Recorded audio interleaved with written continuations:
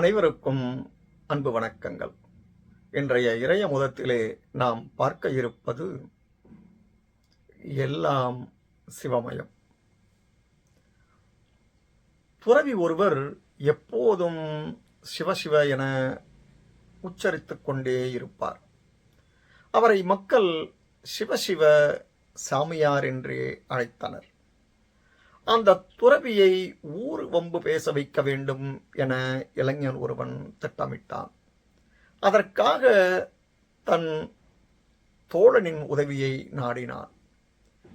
இருவரும் துறவி இருக்கும் இடத்திற்கு வந்தனர்.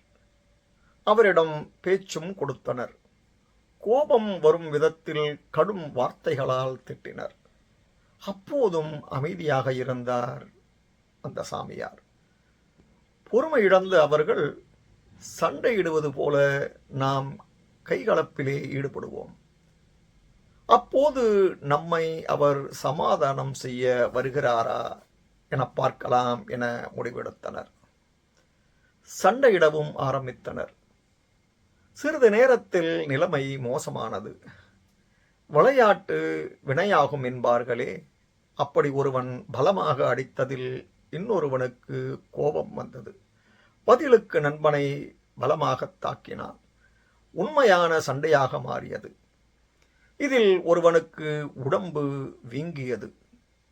ஊர் பஞ்சாயத்தாரிடம் நடந்ததை சொல்லி முறையிட்டான் ஒருவன். பஞ்சாயத்தார் சண்டையை நேரில் பார்த்த சாட்சி உண்டா எனக் கேட்டனர். அதற்கு அவர்கள் சிவசிவ சாமியாருக்குத்தான் உண்மை தெரியும் என்று கூறினார்கள். வாயே திறக்காத சாமியார் உங்களுக்காக சாட்சி சொல்வாரா எனக் கேட்டார் பஞ்சாயத்து தலைவர். அவர் மட்டும்தான் சாட்சி, வேறு யாரும் சண்டையை பார்க்கவில்லை என சொன்னதால் வேறு வழியில்லாமல் சாமியார் அழைத்து வரப்பட்டார். இதை கேள்விப்பட்டதும் சாமியாரை காண மக்கள் அங்கு கூடினர். அவரை வணங்கிய பஞ்சாயத்து தலைவர், சாமி, நீங்க தான் சண்டையை பார்த்த ஒரே சாட்சி, நடந்ததை சொல்லுங்கள் எனக் கேட்டார். அவரும் நடந்ததை சொல்ல முன்வந்தார். இளைஞர்களின் மனதிற்குள் மகிழ்ச்சி.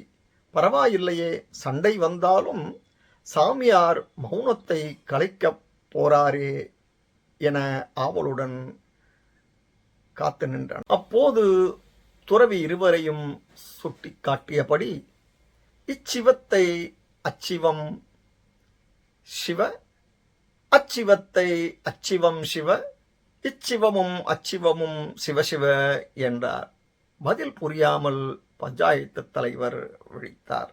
அப்போது பெரியவர் ஒருவர், இவன் அவனை அடித்தான், அவன் இவனை அடித்தான், அதன் பின் இருவரும் மாறி மாறி அடித்துக் கொண்டனர் என விளக்கமளித்தார்.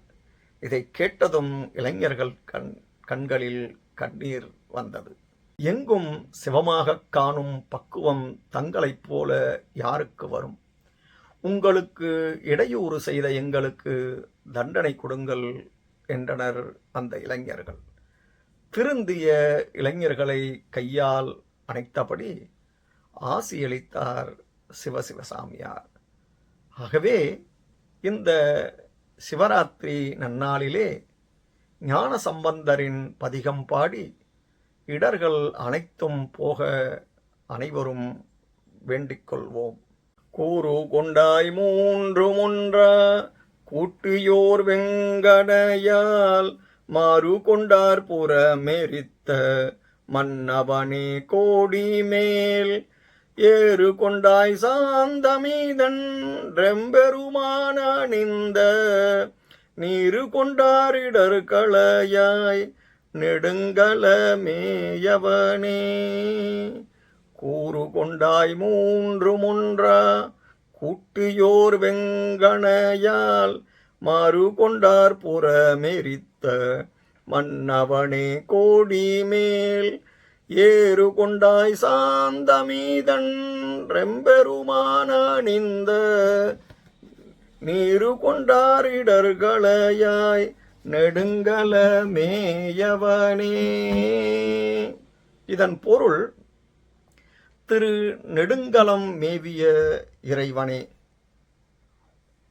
உமையம்மையை திருமேனியின் ஒரு கூறாகக் கொண்ட சிவபெருமானே, அரி எரி காற்று ஆகிய மூன்றையும் ஒன்றாகக் கூட்டி அமைத்த அம்பினால் அன்பருடன் அடியாருடன் பகை கொண்டு மாறுபாடற்று திரிந்த அசுரர்களின் முப்புறங்களையும் எரித்தழித்து பொடியாக்கிய மன்னவனே,